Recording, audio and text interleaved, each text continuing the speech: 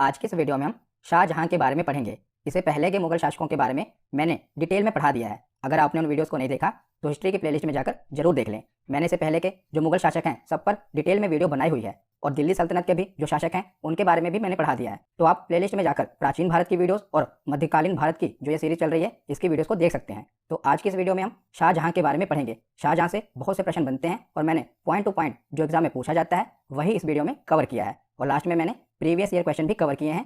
तो पहले आप वीडियो को देखें और लास्ट में प्रीवियस ईयर क्वेश्चन जरूर अटेम्प्ट करें। इससे पिछली वीडियो में हमने जहांगीर के बारे में पढ़ा था। तो जहांगीर के बाद अगला शासक बनता है शाहजहां और इसका शासनकाल 1628 ईस्वी से लेकर 1658 ईस्वी तक इसका शासनकाल रहा था। कई किताबों में आप देखेंगे वहां पर इसका शासनकाल 1627 ईस्वी से दिखाया जाता है, क्योंकि जहांगीर की मृत्यु 1627 ईस्वी को हो जाती है तो वहां पर लिखा होता है कि उसका अगला शासक शाहजहां भी 1627 ईस्वी में ही अगला शासक बन जाता है। पर नहीं, शाहजहां का राज्याभिषेक 1628 ईस्वी में होता है। वो हम आगे देखेंगे। जैसे कि जो जहांगीर होता है इसकी मृत्यु 28 अक्टूबर 1627 ईस्वी में होती है। तो जहांगीर की मृत्यु के 3-4 महीनों के बाद शाहजहां शासक बनता है। तो इसके 3-4 महीने का संघर्ष रहता है, वो आगे हम देख लेंगे। तो शाहजहां के बचपन का नाम क्या था? अगर आपने पिछली वीडियो देखी होगी तो वहां पर मैंने बताया था शाहजहां के बचपन का नाम था खुर्रम। और खुर्रम की दक्षिण विजय से प्रसन्न होकर जहांगीर ने उसे शाहजहां की उपाधि से सम्मानित किया था। यह भी मैंने आपको पिछली वीडियो में बता दिया था। अगर आप लगातार वीडियो देखते आ रहे हैं तो आपको ये कहानी क्लियर हो जाएगी। अगर आपने पिछली वीडियोस नहीं देखी तो आपको थोड़ी दिक्कत तो होगी, पर यह वीडियो आप देख के पिछली वीडियो जरूर देख लेना। तो खुर्रम की दक्षिण विजय से यानी कि शाहजहां की दक्षिण विजय से प्रसन्न होकर इसके पिता जहांगीर ने इसे शाहजहां की उपाधि से सम्मानित किया था। इससे पहले इसका नाम था खुर्रम, पर दक्षिण विजय के बाद इसके पिता जहांगीर ने इसका नाम रख दिया शाहजहां। और शाहजहां का जन्म लाहौर में 5 जनवरी 1592 ईस्वी को हुआ था।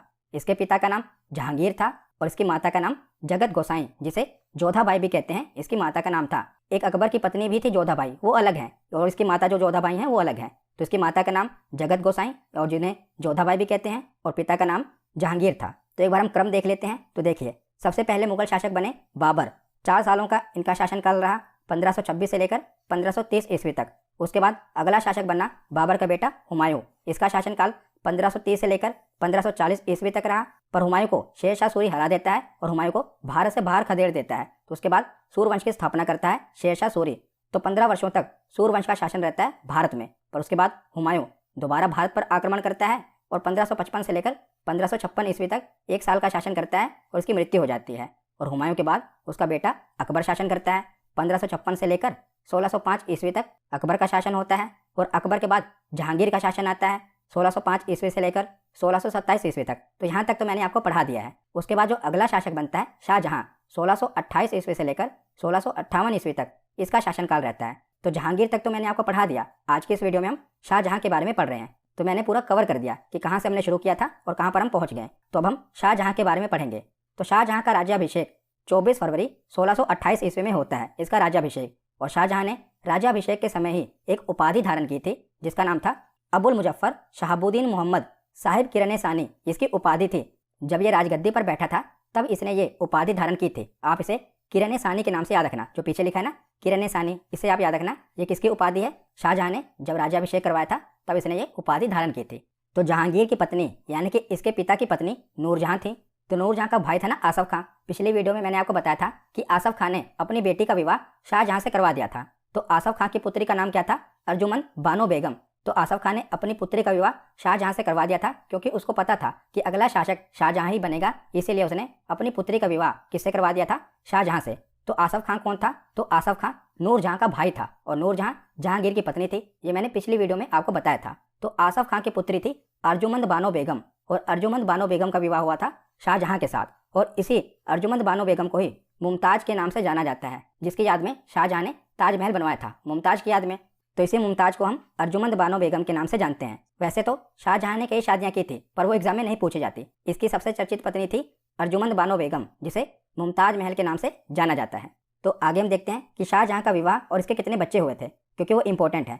तो शाहजहां का विवाह अर्जुमंद बानो बेगम से 1612 ईस्वी में होता है और अर्जुमंद बानो बेगम के 14 बच्चे होते हैं। कितने? 14 बच्चे, जिसमें से 7 बच्चों की मृत्यु हो जाती है और केवल 7 बच्चे ही जीवित रह पाते हैं। तो इसके 14 बच्चे होते हैं, जिसमें से 7 बच्चे मर जाते हैं और केवल 7 बच्चे ही जीवित रह पाते हैं। इन 7 बच्चों में 4 पुत्र होते हैं और 3 पुत्रियां होती हैं। तो 14वें बच्चे को जन्म देते समय जो अर्जुमंद बानो बेगम है ना, ये प्रसव पीड़ा के कारण इसकी मौत हो जाती है। जब ये 14वें बच्चे को जन्म दे रही होती है मुमताज, तब इसकी प्रसव पीड़ा के कारण मौत हो जाती है। तो 1631 में इसकी मृत्यु हो जाती है। किसकी? अर्जुमंद बानो बेगम की, जिसे हम मुमताज महल के नाम से जानते हैं। तो इसी की मृत्यु के शोक में शाहजहां ने ताजमहल का निर्माण करवाया था। तो हम देख लेते हैं कि शाहजहां के कौन से पुत्र थे और कौन सी पुत्रियां थी। हमने देखा ना कि इसके 4 पुत्र थे और 3 पुत्रियां थी। तो पुत्र के नाम क्या क्या हैं, इंपॉर्टेंट हैं, वो आप देख लीजिए। तो सबसे बड़ा पुत्र था दारा शिकोह, उससे अगला पुत्र है औरंगजेब, जो कि अगला शासक बनता है। उसके बाद है मुराद बख्श और चौथा पुत्र है शाह शुजा। तो दारा शिकोह, औरंगजेब, मुराद बख्श और शाह शुजा, ये 4 पुत्र होते हैं किसके? शाहजहां के। और 3 पुत्रियां होती हैं। पहली है जहां आरा, दूसरी है रोशन आरा और तीसरी है गोहन आरा। ये 3 पुत्रियां हैं। और सभी संतानों में देखा जाए तो सबसे बड़ी इसकी पुत्री होती है। कौन सी? जहां आरा। ये सबसे पहली संतान होती है इसकी। और सबसे बड़ा पुत्र होता है दारा शिकोह। तो आगे हम देखते हैं शाहजहां का प्रारंभिक जीवन एवं चुनौतियां। तो शाहजहां के बारे में हम पढ़ रहे हैं, तो शाहजहां की प्रारंभिक चुनौतियां देख लेते हैं। हम कहानी को थोड़ा पीछे की ओर ले जाते हैं, जो कि हमने पिछली वीडियो में भी पढ़ा था, वो शाहजहां से रिलेटेड था। इस वीडियो में भी हम देख लेते हैं, क्योंकि ये शाहजहां से जुड़ा हुआ है। अगर आपने पिछली वीडियो नहीं देखी तब भी आपको समझ आना चाहिए। तो बादशाह बनने से पहले शाहजहां एक शहजादे के रूप में जहांगीर की सेवा में था, यानी कि अपने पिता की सेवा में था। और जहांगीर के कहने पर इसने कई लड़ाइयों का नेतृत्व किया था। किसने? शाहजहां ने। और जीत भी हासिल की थी। इसमें से सबसे महत्वपूर्ण जीत थी मेवाड़ की विजय, जो कि मैंने आपको पिछली वीडियो में बताई थी। किसने मेवाड़ पर विजय हासिल की थी और यह विजय काफी महत्वपूर्ण थी। तो उस वीडियो में हमने देख लिया था, पर शाहजहां से रिलेटेड है, इसीलिए इसको हम इस वीडियो में भी देख लेते हैं। तो सबसे पहले जब ये राजा नहीं बना था, यानी कि जब शाहजहां राजा नहीं बना था, जब जहांगीर का राज्य था, तभी इसने यह विजय हासिल की थी। ये थी मेवाड़ की विजय। तो मेवाड़ से युद्ध किया था और संधि की थी। तो अकबर ने भी कई प्रयास किए थे मेवाड़ को जीतने के लिए, पर वो असफल रहा था। तो अकबर के कई प्रयासों के बाद भी वो मेवाड़ को जीत कर अधीन नहीं कर सका। और जहांगीर भी अपने पिता के समान, यानी कि अकबर के ही समान साम्राज्यवादी नीति का अनुसरण कर मेवाड़ पर अधिकार करना चाहता था। पहले अकबर मेवाड़ पर अधिकार करना चाहता था, पर वो असफल रहा। उसके बाद उसका बेटा जहांगीर, वो मेवाड़ पर अधिकार करना चाहता था। तो मेवाड़ पर अधिकार करने के लिए जहांगीर ने सबसे पहले अपने दूसरे बेटे परवेज को मेवाड़ के शासक अमर सिंह को पराजित करने के लिए भेजा था। और परवेज की सहायता के लिए अपने एक सेनापति महावत खान को भी भेजा था। पर अमर सिंह ने अपने राज्य की रक्षा की और परवेज उसको हरा नहीं पाया। तो उसके बाद क्या हुआ? जहांगीर ने परवेज और महावत खान दोनों को वापस बुला लिया। और 1614 ईस्वी में एक ऐसा समय आता है जब जहांगीर गुस्से में आकर अपने पुत्र खुर्रम, यानी कि शाहजहां को मेवाड़ की विजय के लिए भेजता है। तो शाहजहां इस समय शहजादा होता है, यानी कि इस समय राजा कौन होता है? इसका पिता जहांगीर। तो शाहजहां को जहांगीर भेजता है मेवाड़ पर विजय के लिए। तो खुर्रम, इसका पहले नाम होता है खुर्रम, क्योंकि मैंने आपको बताया था कि जब इसने दक्षिण पर विजय हासिल की थी, उसके बाद इसका नाम पड़ा था शाहजहां, पर पहले इसका नाम था खुर्रम। तो खुर्रम ने वहां जाकर बहुत कत्ले आम मचाया। इसने वहां की सारी फसलें नष्ट कर दी और किसानों को भी बहुत प्रताड़ित किया। जिसके बाद क्या हुआ? अमर सिंह को ऐसा एहसास हुआ कि अब उनके पास कोई रास्ता नहीं है, इसीलिए उन्होंने इसके साथ संधि कर ली। यानी कि अमर सिंह ने खुर्रम के सामने संधि का प्रस्ताव रखा और खुर्रम यानी कि शाहजहां ने भी इस संधि के प्रस्ताव को स्वीकार कर लिया। तो ये प्रस्ताव क्या था, क्या शर्तें थी, वो हम देख लेते हैं। तो 1615 में जो मेवाड़ के साथ संधि हुई, इसमें क्या क्या शर्तें थी? तो पहली शर्त थी कि राणा ने सम्राट जहांगीर की अधीनता स्वीकार कर ली है, यानी कि मेवाड़ के शासक अमर सिंह ने जहांगीर की अधीनता स्वीकार कर ली है।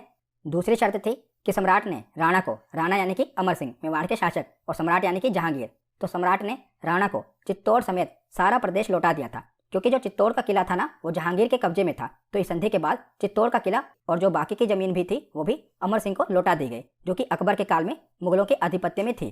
तीसरी शर्त क्या है कि चित्तौड़ की मरम्मत करना निषेध कर दिया गया था, यानी कि संधि के मुताबिक जो राजा हैं अमर सिंह, ये चित्तौड़ की मरम्मत नहीं करवा सकते, चित्तौड़ के किले के बगल में किलेबंदी नहीं करवा सकते, ये शर्त रखी गई थी। चौथी शर्त थी कि राणा को सम्राट के दरबार में उपस्थित होने के लिए बाध्य नहीं किया जाएगा, यानी कि अमर सिंह को यह बाध्य नहीं किया जाएगा कि जहांगीर के दरबार में वो उपस्थित हों। और पांचवी शर्त थी कि अन्य राजपूतों के समान राणा से वैवाहिक संबंध स्थापित करने के लिए बाध्य नहीं किया जाएगा। इससे पहले हमने देखा था कि मुगल जब राजपूत शासकों को हराते थे तो उनके साथ वैवाहिक संबंध बना लेते थे, पर यहाँ पर यह शर्त थी कि अन्य राजपूतों के समान राणा से वैवाहिक संबंध स्थापित करने के लिए बाध्य नहीं किया जाएगा। तो ये 5 शर्तें थी जो कि अमर सिंह और जहांगीर के बीच में हुई थी। तो यहाँ पर यह संधि किसने करवाई थी? शाहजहां के कारण ये संधि हो पाई थी, क्योंकि शाहजहां ने ही अमर सिंह को विवश कर दिया था संधि के लिए। इस समय शाहजहां एक शहजादे थे, अभी वो राजा नहीं बने थे। तो शाहजहां ने जहांगीर के समय मेवाड़ को मुगलों के अधीन कर दिया था और इसके अलावा दक्षिण भारत के क्रम में उसने अहमदनगर को भी जीत लिया था। और इस प्रकार इसने राजा बनने से पहले भी अपनी अच्छी प्रतिभा का परिचय दे दिया था। किसने? शाहजहां ने। किसमें राजा बनने के गुण हैं। तो सबसे पहले इसने मेवाड़ पर विजय हासिल की, उसके बाद इसने अहमदनगर को भी जीत लिया। तो 1627 में जब जहांगीर की मृत्यु हो जाती है तब शाहजहां दिल्ली और आगरा के आसपास मौजूद नहीं था जब जहांगीर की मृत्यु हुई थी। तो ऐसे में दरबारियों के पास एक अच्छा मौका था कि वो शाहजहां के विकल्प में किसी और को राजा बना दें। पर जो इसका ससुर था यानी कि आसफ खां, उसको ये बात पसंद नहीं आई, क्योंकि वो अपने दामाद को ही शासक बनते हुए देखना चाहता था। इसीलिए इसने तुरंत अपने दामाद अर्थात शाहजहां को यह सूचना भेजी कि वो जल्दी से जल्दी आगरा वापस आ जाए। इसी क्रम में पत्राचार के माध्यम से क्या होता है, जैसे ही सूचना शाहजहां को मिलती है तो शाहजहां ने आसफ खां को यह सूचना भेजी कि जितने भी हमारे विरोधी हैं उनकी हत्या करवा दी जाए, यानी कि जो भी षड्यंत्र रच रहे हैं मेरे पीठ पीछे उनको मरवा दिया जाए। और आसफ खां ऐसा ही करता है।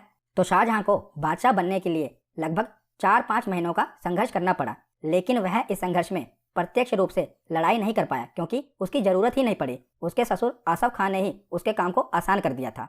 तो इस प्रकार 24 फरवरी 1628 ईस्वी को शाहजहां का राज्य अभिषेक होता है। तो यहाँ पर मैंने आपको खुर्रम से शाहजहां का सफर बता दिया, यानी कि शहजादे से बादशाह का सफर बता दिया कि शाहजहां पहले जो शहजादा था वो कैसे बादशाह बन जाता है। उसका मैंने आपको प्रारंभिक संघर्ष बता दिया। तो प्रारंभिक संघर्ष तो आपने देख लिया। अब आगे हम देखते हैं, क्योंकि अब शाहजहां राजा बन गया तो ऐसा तो है नहीं कि जब भी कोई राजा बनता है तो कोई विद्रोह नहीं होता। तो इसके सामने भी कई विद्रोह हुए, तो इसने विद्रोहों को दबाया भी। हम जो प्रारंभिक विद्रोह हुए हैं वो भी देख लेते हैं। तो सबसे पहले बुंदेलों का विद्रोह होता है 1628 ईस्वी में। तो 1628 से लेकर 1635 ईस्वी तक बुंदेलों का विद्रोह चलता है। तो बुंदेल यानी कि जो बुंदेलखंड वाले इलाके से संबंधित हैं। तो इसके समय में 1628 ईस्वी में ओरछा के शासक जुझार सिंह ने विद्रोह कर दिया और अंततः 1635 ईस्वी में इस विद्रोह का अंत हुआ और जुझार सिंह की हत्या करा दी गई। तो सबसे पहला विद्रोह कौन करता है, तो सबसे पहला बुंदेलों का विद्रोह होता है, जिसके शासक थे जुझार सिंह।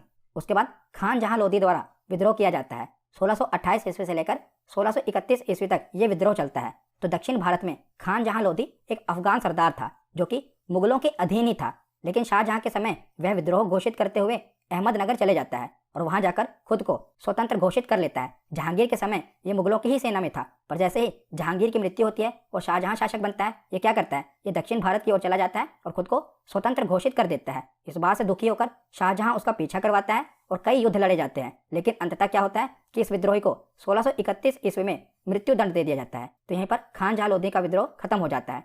तो सबसे पहले बुंदेलों का विद्रोह हुआ, उसके बाद खान जहां लोधी का विद्रोह हुआ। तो उसके बाद आगे चलते हैं। तो इसी क्रम में इसने पुर्तगालियों का भी दमन किया 1632 ईस्वी में। तो पुर्तगाली जो भारत में व्यापारिक कंपनी के रूप में आए थे, वे शाहजहां के समय उदंडता शुरू कर देते हैं, जैसे कि वो कई क्षेत्रों में मुगल सैनिकों को भगाने लगते हैं, खुद से ही कर वसूलने लगते हैं और जो कर बादशाह को जाना चाहिए था वो कर चुराने लगते हैं। यहाँ तक कि वो भारतीय महिलाओं से विवाह करना शुरू कर देते हैं और जबरदस्ती उन पर ईसाई धर्म थोपना शुरू कर देते हैं। तो जब ये बात शाहजहां को पता चलती है तो शाहजहां ने 1632 ईस्वी में बंगाल के सूबेदार कासिम खां को हुगली के पुर्तगालियों को दमन करने का आदेश दिया और कासिम खां ने हुगली पर आक्रमण करके अनेकों पुर्तगालियों की हत्या की और हजारों को बंदी बना लिया। तो यहाँ पर पुर्तगालियों का दमन किया जाता है शाहजहां के द्वारा। उसके बाद अगला जो प्रमुख विद्रोह होता है वो सिख संप्रदाय का विद्रोह होता है। उस समय गुरु होते हैं गुरु हरगोबिंद। तो सिख गुरु अर्जन देव जी की हत्या जहांगीर के द्वारा होने के बाद सिखों और मुगलों के बीच संबंध तनावपूर्ण हो जाते हैं। तो पिछली वीडियो में हमने देखा था कि जहांगीर के द्वारा अर्जन देव जी को शहीद कर दिया जाता है। तो उसी क्रम में सिखों और मुगलों के बीच में संबंध तनावपूर्ण हो जाते हैं और यह तनावपूर्ण संबंध शाहजहां के समय भी देखने को मिलता है। तो उस समय गुरु हरगोबिंद जी जो सिखों के गुरु थे, उस समय मुगलों की बात नहीं स्वीकार करते थे, जिस कारण मुगलों और सिखों के बीच में संघर्ष होता था। तो इस प्रकार यह संघर्ष लंबे समय तक चलता रहा। तो ये कुछ ऐसे क्षेत्र हैं जहां पर शाहजहां को प्रारंभिक विद्रोहों का सामना करना पड़ा। तो यहाँ पर हमने शाहजहां के प्रारंभिक विद्रोह देख लिए। तो शाहजहां शासक बनने के बाद सिर्फ इन संघर्षों और विद्रोहों में ही व्यस्त नहीं था, बल्कि उसने अपने साम्राज्य को विस्तार देने का भी प्रयास किया, जिसमें उसने दक्षिण भारत के साथ साथ भारत के उत्तर पश्चिम सीमा प्रांत पर भी ध्यान दिया था। तो सबसे पहले इसने दक्षिण अभियान किया था। तो हमने देखा था कि जब वो शहजादा था, यानी कि जब जहांगीर शासक था, तब भी इसने दक्षिण भारत पर अभियान किया था और अहमदनगर को जीत लिया था। पर दोबारा अहमदनगर इसके हाथों से निकल जाता है तो ये दोबारा आक्रमण करता है। तो इसका सबसे महत्वपूर्ण आक्रमण दक्षिण भारत में अहमदनगर का अभियान था, जहां पर इसने 1629 ईस्वी में चढ़ाई की और बाद में चलकर अहमदनगर के शासक को अधीनता स्वीकार करने के लिए इसने विवश कर दिया और अहमदनगर को जीतकर दोबारा से ये अपने साम्राज्य में अहमदनगर को मिला लेता है और इसने शहजादे के रूप में भी अहमदनगर पर अभियान किया था। मैंने आपको बताया था ना कि इसने पहले शहजादे के रूप में भी अहमदनगर पर अभियान किया था। इसी विजय के बाद ही तो इसका नाम शाहजहां पड़ा था और दोबारा इसने अहमदनगर पर अभियान करके इसे दोबारा जीत लिया और अपने साम्राज्य में मिला लिया। तो अहमदनगर के अलावा इसने गोलकुंडा और बीजापुर पर भी अभियान किया, लेकिन यहाँ वह संघर्ष ज्यादा मजबूती से नहीं रख पाता, क्योंकि ये वह दौर था जब उसकी पत्नी अर्जुमंद बानो बेगम की 1631 में मृत्यु हो जाती है। इसीलिए अपना पूरा ध्यान ये लड़ाई पर नहीं लगा पाता और बार बार लौटकर उत्तर भारत की ओर वापस आ जाता है।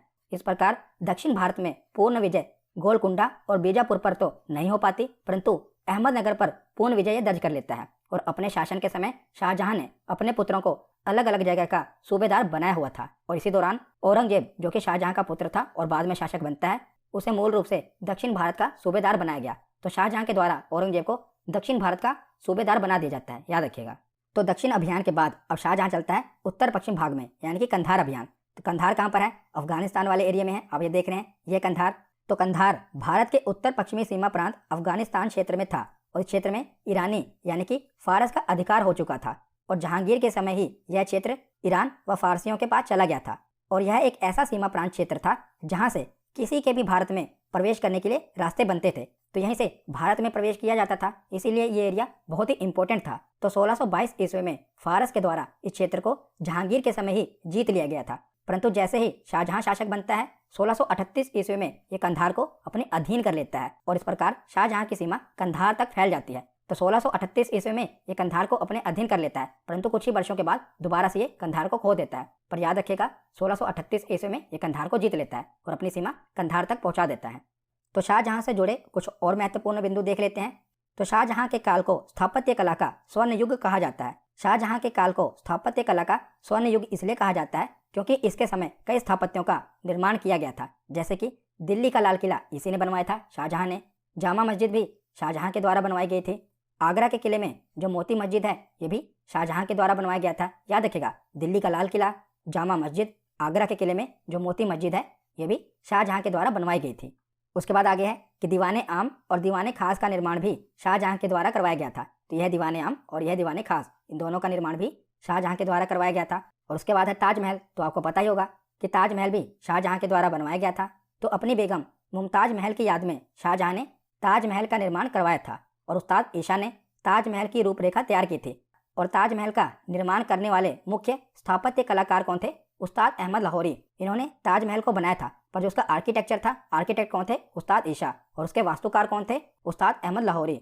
तो कई शैलियों को मिलाकर ताजमहल का निर्माण करवाया गया था और ताजमहल को बनने में लगभग 22 वर्ष का समय लगा था। और ताजमहल को बनाने में जो संगमरमर का उपयोग किया गया था, ये राजस्थान के मकराना से लाया गया था और पूर्णतः सफ़ेद संगमरमर का उपयोग इसमें किया गया था ताजमहल को बनाने में। तो याद रखिएगा, इसके वास्तुकार कौन थे? उस्ताद अहमद लाहौरी थे। और मुमताज महल की याद में शाहजहां ने ताजमहल बनवाया था, ये तो आपको पता ही होगा। उसके बाद है मयूर सिंहासन, जिसे तख्ते ताउस भी कहा जाता है। तो ये भी शाहजहां के द्वारा बनवाया गया था। ये भी बहुत बार एग्जाम में पूछा गया है कि मयूर सिंहासन किसके द्वारा बनवाया गया था? तो ये शाहजहां के द्वारा बनवाया गया था। मयूर सिंहासन 17वीं सदी की शुरुआत में ही शाहजहां द्वारा बनवाया गया था और यह भारत में मुगल सम्राटों का आसन था और इसे दिल्ली के लाल किले में दीवाने खास में रखा गया था। तो मयूर सिंहासन को सोने और जवाहरात से ढक दिया गया था, जिससे उसके ऊपर जाने की सीढ़ियां थी और शासक जमीन से ऊपर बैठता था। और मयूर सिंहासन में प्रसिद्ध कोहिनूर हीरा भी लगा हुआ था। याद रखिएगा, कोहिनूर हीरा भी मयूर सिंहासन में लगा हुआ था।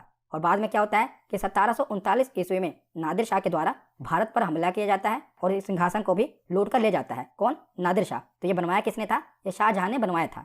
तो शाहजहां से जुड़े कुछ और महत्वपूर्ण बिंदु देख लेते हैं। तो शाहजहां ने 1638 ईस्वी में राजधानी को आगरा से दिल्ली लाने के लिए यमुना नदी के दाहिने तट पर शाहजहानाबाद की नींव डाली थी। किसने? शाहजहां के द्वारा बनवाया गया था शाहजहानाबाद। शाहजहां के दरबार में प्रमुख चित्रकार थे कौन कौन से? मोहम्मद फ़कीर और मीर हासिम। ये शाहजहां के दरबार में रहते थे। और उसके बाद है कि शाहजहां के समय जो संगीतज्ञ उनके दरबार में रहते थे, उनका नाम था लाल खां। और लाल खां को शाहजहां ने गुण समुंदर की उपाधि दी हुई थी।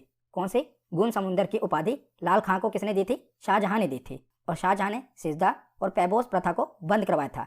सिजदा का अर्थ है राजा के सामने सर झुकाकर सलाम करना और पैबोस का अर्थ है कि भूमि पर बैठकर राजा के पैरों को चूमना होता था। ये दोनों ही प्रथाएं किसने बंद कर दी थी? शाहजहां ने बंद कर दी थी। और शाहजहां ने तीर्थ यात्रा कर पुनः लागू कर दिए थे। हमने पढ़ा था कि अकबर ने तीर्थ यात्रा कर को समाप्त कर दिया था, पर शाहजहां ने तीर्थ यात्रा कर को दोबारा लागू कर दिया था। तो इन करों को लागू करने के बाद कविंद्राचार्य के प्रयासों की वजह से बनारस और इलाहाबाद के क्षेत्र में तीर्थ यात्रा कर हटा दिया गया था। तो बनारस और इलाहाबाद के क्षेत्र में तीर्थ यात्रा कर नहीं लगता था। किसके प्रयासों के कारण? कविंद्राचार्य ने शाहजहां से अपील की कि बनारस और इलाहाबाद में ये कर हटा दिया जाए। तो शाहजहां ने बनारस और इलाहाबाद के क्षेत्र में तीर्थ यात्रा कर हटा दिया था। याद रखिएगा।